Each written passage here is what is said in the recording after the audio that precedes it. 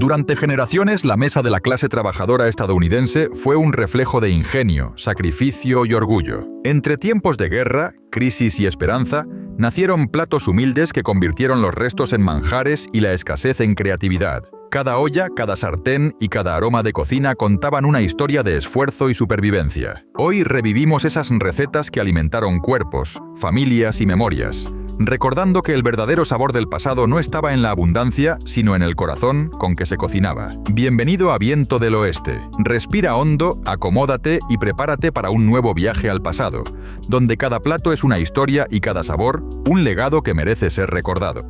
Huesos de cuello con alubias. La bomba de proteínas definitiva, nacida de los desechos del carnicero, convertidos en oro de domingo. Desde la década de 1930 hasta los años 60, los carniceros urbanos de Detroit, Pittsburgh y Chicago prácticamente regalaban los huesos de cuello de cerdo, esas vértebras nudosas que quedaban tras cortar las chuletas buenas. Las familias afroamericanas que migraban al norte durante la Gran Migración trajeron consigo la sabiduría culinaria del sur, capaz de transformar estos restos en auténticos tesoros familiares. Se cocían los huesos lentamente, entre 3 y 4 horas, en una olla pesada con cebolla, ajo y hojas de laurel, hasta que la carne se desprendía en hebras tiernas y la médula se derretía en un caldo espeso y gelatinoso. Luego se añadían alubias blancas o pintas remojadas la noche anterior, dejando que todo se cocinara hasta espesar y volverse cremoso. El colágeno de los huesos daba una textura sedosa, casi como una salsa espesa, que recubría cada alubia. No era solo una cena, era arte de supervivencia, alimentando a 6 personas por menos de $2. Antes de pasar al siguiente plato, no olvides suscribirte para más videos nostálgicos de los años 30 a los 80. Falsos muslos de pollo.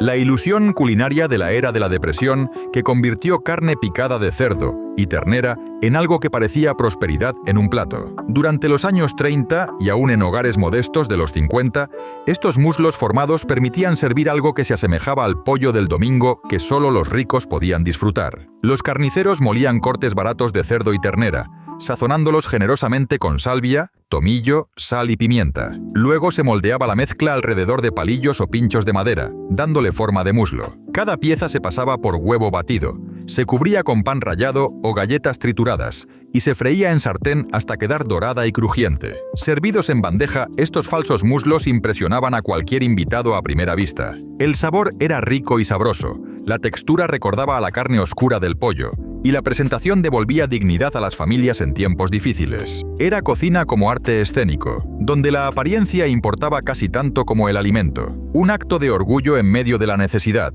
cuando el pollo auténtico seguía siendo un lujo inalcanzable. Pastel de carne con glaseado de ketchup.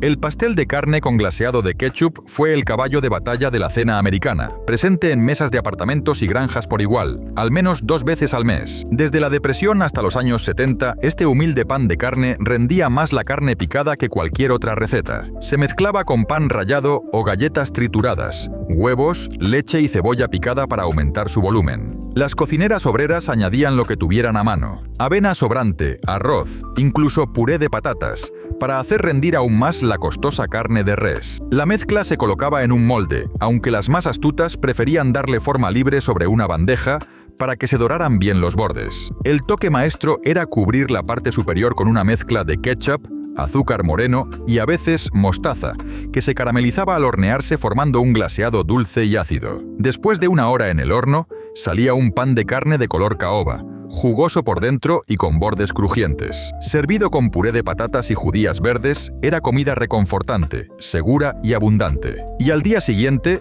las sobras se convertían en sándwiches de pastel de carne, que muchos consideraban incluso mejores que la cena original. Cenas de televisión. Las cenas de televisión revolucionaron la forma de comer en América, convirtiendo la cena en una bandeja personal de conveniencia que cambió para siempre la dinámica familiar. Cuando Swanson lanzó la primera cena de televisión en 1953, pavo con relleno de maíz, guisantes y batatas en una bandeja de aluminio, las familias trabajadoras descubrieron que podían saltarse por completo la cocina. Costaban menos de $1. Se metían al horno durante 25 minutos y se servían sin tener que lavar más que el tenedor. El pavo venía ya en lonchas, los acompañamientos porciones exactas en sus compartimentos, y todo salía caliente con ese inconfundible sabor a cafetería institucional. Las familias comenzaron a comer frente al televisor, de ahí el nombre, rompiendo la tradición de conversar reunidos a la mesa. La comida no era espectacular. El pavo se secaba, los guisantes quedaban blandos y los postres eran diminutos, pero la comodidad era revolucionaria. Estas cenas simbolizaban la eficiencia estadounidense de la posguerra y el inicio de la cultura de la comida rápida, donde el tiempo empezó a valer más que la calidad casera, y la individualidad sustituyó la comida en comunidad. Hígado frito con puré de patatas. El hígado frito con puré de patatas era una auténtica fuente de hierro que mantenía en pie a obreros del acero y mineros, mucho antes de que existieran los suplementos vitamínicos. Desde los años 20 hasta los 60, el hígado de res o de cerdo costaba una fracción de lo que valía el filete, convirtiéndose en la proteína ideal para las familias que contaban cada centavo. Las madres solían remojar las rebanadas gruesas de hígado en leche durante 1 hora para suavizar su sabor metálico. Luego las pasaban por harina sazonada con sal, pimienta y a veces pimentón. El hígado se freía en una sartén de hierro muy caliente con grasa de tocino, apenas 2 minutos por lado, hasta dorarse por fuera y quedar ligeramente rosado por dentro. Cocinar lo demás lo convertía en suela de zapato, imposible de masticar incluso para los niños más hambrientos. Mientras tanto, se preparaban patatas hervidas, machacadas con mantequilla y leche hasta obtener una textura cremosa. El secreto final era cocinar cebollas lentamente en la misma grasa de tocino hasta caramelizarlas, para luego colocarlas sobre el hígado. Este plato era cosa seria. Entregaba los nutrientes que los cuerpos agotados necesitaban tras jornadas de 10 horas en condiciones duras y peligrosas. Pastel de tamal. El pastel de tamal fue la cazuela del suroeste que llevó los sabores mexicanos a las cenas comunitarias y comidas en salones sindicales de Estados Unidos. Durante la Gran Depresión y hasta la Segunda Guerra Mundial, las familias del suroeste, desde Texas hasta California, crearon esta versión económica de los tamales auténticos, los cuales requerían masa de maíz y envolturas de hojas, demasiado costosos y laboriosos para el día a día. La carne picada, la proteína más barata disponible, se doraba con cebolla y se cocinaba a fuego lento con tomate en conserva, chile en polvo, comino y aceitunas, si el presupuesto lo permitía. La magia ocurría al colocar esta mezcla de carne picante en un molde profundo para horno, cubriéndola luego con una masa de harina de maíz preparada con leche, huevos y un toque de azúcar. Durante el horneado, esa capa superior de maíz se inflaba y doraba, formando una especie de coraza de pan de maíz que absorbía los jugos sabrosos del relleno. El fondo quedaba húmedo y especiado, mientras que la parte superior era crujiente y ligeramente dulce. No era cocina mexicana auténtica, sino puro ingenio obrero. Un solo molde, un solo horno y una comida completa para 8 personas, usando únicamente ingredientes del colmado del barrio. Salchichas vienesas con arroz.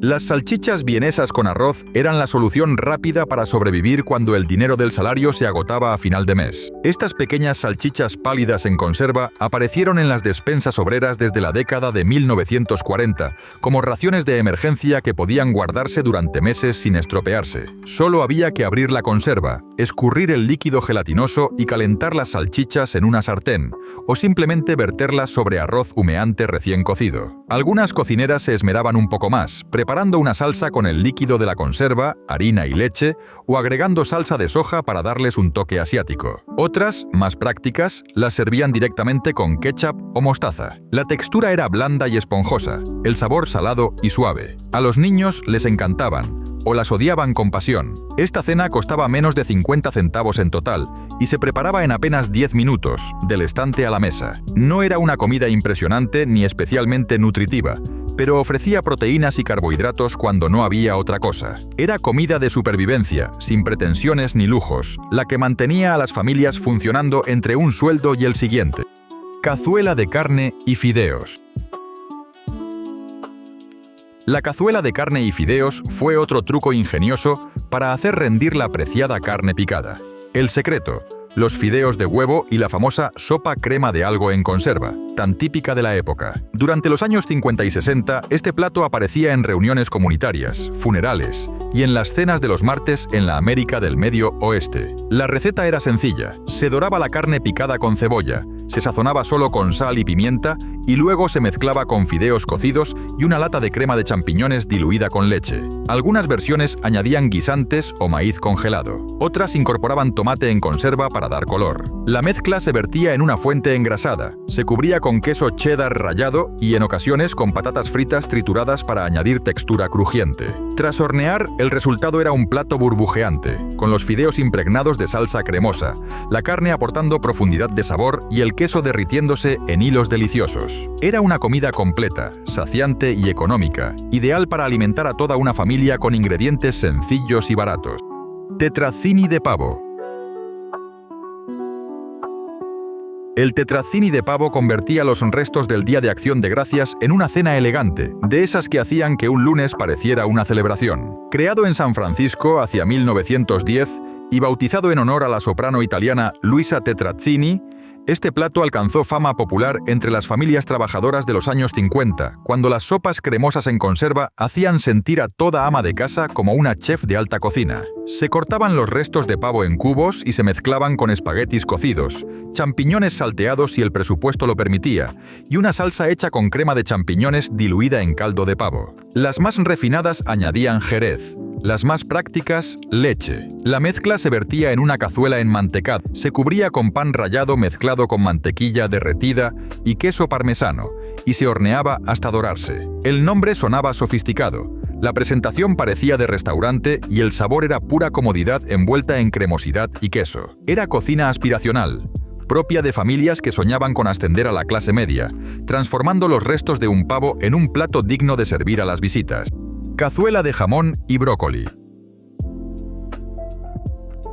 La cazuela de jamón y brócoli aprovechaba hasta el último trozo del jamón de Pascua o Navidad, alargando el lujo de las fiestas durante varios días gracias a la magia de los alimentos procesados de los años 60. Después del festín, las cocineras más ahorradoras cortaban los restos de jamón en cubos, mientras dejaban descongelar en la encimera los floretes de brócoli congelado, ese milagro moderno de la cocina trabajadora. El brócoli se escaldaba apenas hasta ponerse de un verde brillante y luego se colocaba en una fuente engrasada junto con los trozos de jamón. La salsa era pura alquimia de conveniencia, una mezcla de crema de champiñones o de pollo en conserva, leche, queso cheddar fuerte y a veces un toque de mostaza en polvo para darle chispa. Se vertía esa mezcla cremosa sobre todo el conjunto, se cubría con galletas Ritz trituradas mezcladas con mantequilla derretida y se horneaba hasta que burbujeara y dorara por encima. El brócoli quedaba ligeramente crujiente, el jamón tierno y la cobertura crujiente aportaba el contraste perfecto. Era la era dorada de las cazuelas suburbanas, cuando abrir latas y bolsas ya contaba cómo cocinar, pero el resultado seguía reuniendo a la familia en la mesa. Johnny Marzetti. El Johnny Marzetti fue una estrella de las cafeterías escolares y comedores obreros del Medio Oeste durante casi medio siglo. Su nombre proviene del restaurante Marzetti's de Columbus, Ohio, donde a principios del siglo XX una inmigrante italiana llamada Teresa Marzetti preparó este plato para los trabajadores y estudiantes hambrientos. Era una cazuela sencilla, carne picada dorada con cebolla, pimientos y ajo, mezclada con salsa de tomate en conserva, fideos o macarrones cocidos y abundante queso rallado. El conjunto se horneaba hasta que el queso burbujeaba y formaba una capa dorada irresistible. El secreto de su éxito estaba en su versatilidad. Podías cambiar los ingredientes según lo que tuvieras. Algunos añadían champiñones en conserva o aceitunas. Otros sustituían la carne por salchichas o restos de jamón. Era económico, llenaba y se podía preparar en grandes cantidades. Perfecto para alimentar a toda una cuadrilla o una clase entera. En los años 50 y 60, el Johnny Marzetti se convirtió en sinónimo de comida casera reconfortante en Ohio, Michigan y Pensilvania. Un plato humilde, pero con alma italiana y corazón americano. Palitos de pescado con patatas fritas. Los palitos de pescado con patatas fritas representaban la revolución congelada de mediados del siglo XX. Aparecieron en los congeladores estadounidenses durante los años 50 y rápidamente se convirtieron en el salvavidas de las madres trabajadoras. Hechos con filetes baratos de abadejo o merluza, rebozados y congelados, bastaba con meterlos al horno durante 20 minutos y servirlos con patatas fritas o puré instantáneo. En comparación con el pescado fresco, caro y difícil de conservar, esta opción era moderna, práctica y limpia. Los anuncios de televisión los presentaban como una fuente de proteínas saludables para los niños, aunque en realidad contenían más pan rallado que pescado. Sin embargo, en los hogares obreros eran un éxito. Crujientes por fuera, suaves por dentro, acompañados de ketchup o salsa tártara, hecha en casa con mayonesa y pepinillos. Era la cena de los viernes, especialmente entre las familias católicas que evitaban la carne los días santos. Los palitos de pescado simbolizaban la nueva era de la comida rápida doméstica, en la que el congelador se convertía en el mejor aliado de la clase trabajadora. Si te está gustando este viaje al pasado, apóyanos con un like y suscríbete al canal para seguir descubriendo más historias, sabores y recuerdos que el tiempo casi borra. Bistec empanizado con salsa blanca. El bistec empanizado con salsa blanca, o chicken fried steak, fue el intento del sur estadounidense de transformar un corte barato y duro en un plato digno de restaurante. Apareció entre los años 30 y 40, cuando los trabajadores del campo y los mineros apenas podían permitirse carne tierna. Se usaban cortes baratos como la carne de res para guisar, golpeados con un mazo hasta ablandarlos, luego rebozados en harina y fritos como si fueran pollo. El resultado era una corteza dorada y crujiente que encerraba la carne jugosa. El toque final era una salsa blanca espesa hecha con la grasa de la fritura, harina, leche y mucha pimienta negra. Esa salsa lo cubría todo, incluso las patatas y las verduras del plato. Era abundante, calórico y saciante, perfecto para reponer fuerzas después de una jornada agotadora. Este plato se convirtió en emblema de la cocina obrera del sur, una mezcla de ingenio, sabor y resistencia, donde la sencillez se elevaba al nivel de tradición. Jamón con patatas gratinadas. El jamón con patatas gratinadas era el clásico plato del domingo en los hogares modestos de la posguerra. Una combinación sencilla que aprovechaba los restos de jamón del fin de semana y los convertía en una comida completa y reconfortante. Las patatas se cortaban en rodajas finas y se colocaban en capas con cebolla en una fuente para horno. Sobre ellas se añadía una salsa bechamel hecha con mantequilla, harina, leche y queso rallado, o en los hogares más prácticos, una mezcla lista a base de crema de champiñones en conserva. Entre capa y capa se escondían trozos de jamón, que aportaban sal y sabor ahumado. El plato se horneaba hasta que burbujeaba y la superficie se doraba con un tono dorado intenso. El aroma llenaba toda la casa y el resultado era un plato que alimentaba tanto el cuerpo como el espíritu. En muchos hogares era la forma perfecta de estirar el jamón hasta el siguiente sueldo. Sencillo, abundante y delicioso, el jamón con patatas gratinadas se convirtió en símbolo de la cocina hogareña de los años 50. Hamburguesas de atún. Las hamburguesas de atún eran la versión económica de las hamburguesas de carne picada, popularizadas durante los años 50 y 60, cuando el atún en conserva era barato y fácil de conseguir. Eran la respuesta ingeniosa de las amas de casa ante la escasez o el alto precio de la carne. El atún en conserva se mezclaba con pan rallado, huevo, cebolla picada y un poco de mayonesa o mostaza para darle humedad. Luego se formaban hamburguesas y se doraban en una sartén con un poco de aceite hasta que quedaban crujientes por fuera y suaves por dentro. Se servían en panecillos con lechuga y tomate, o sobre arroz blanco con salsa tártara. Algunas versiones incluían apio picado o guisantes para hacerlas rendir más. Eran baratas, rápidas y ricas en proteínas, ideales para las familias trabajadoras que necesitaban variar el menú sin gastar demasiado. No sabían exactamente a pescado ni a carne, sino a algo intermedio, familiar y reconfortante. Una muestra más de la creatividad que definió a la cocina americana en tiempos de austeridad. Guiso de estofado con albóndigas. El guiso de estofado con albóndigas era una comida completa que alimentaba tanto como una sopa espesa y se preparaba con lo que hubiera a mano. En los años de la Gran Depresión, cuando los cortes de carne tierna eran un lujo, los cocineros usaban trozos duros, huesudos o restos de días anteriores, cocidos lentamente hasta volverlos suaves. El secreto estaba en la cocción lenta. Primero se doraban los trozos de carne en una olla con grasa de tocino. Luego se añadían cebolla, zanahoria, patata y apio. Se cubría todo con caldo, se tapaba y se dejaba cocer durante varias horas, hasta que los aromas llenaban la casa. Las albóndigas, hechas con pan duro, leche, huevo y harina, se añadían en los últimos minutos, cocinándose al vapor sobre el guiso, inflándose y absorbiendo el sabor del caldo. Eran tiernas, casi como nubes saladas, y convertían un simple guiso en un banquete de invierno. En muchos hogares, este plato se preparaba los domingos, cuando las familias se reunían alrededor de la cocina caliente para servirse una generosa porción acompañada de pan. Era comida sencilla, nutritiva y sobre todo hecha para compartir. Macarrones con queso horneados. Antes de que existiera el macarrón con queso instantáneo, el verdadero macarrón con queso horneado era un acto de amor y paciencia. Este plato nació en la era anterior a los productos en caja, cuando se hacía todo desde cero. Las amas de casa cocinaban los macarrones hasta dejarlos al dente. Luego los mezclaban con una salsa bechamel casera elaborada con mantequilla, harina y leche. El queso cheddar se añadía en abundancia hasta formar una crema espesa y suave. La mezcla se vertía en una fuente. Se cubría con más queso y pan rallado, y se horneaba hasta que la superficie quedaba dorada y crujiente. El olor llenaba la casa, y cuando se servía, el queso se estiraba en hilos que hacían sonreír a todos los presentes. Era un plato barato, pero con un sabor que se sentía rico y reconfortante. Durante los años 40 y 50, el macarrón con queso horneado se convirtió en sinónimo de hogar, cariño y estabilidad, especialmente en tiempos inciertos. Sopa de guisantes partidos.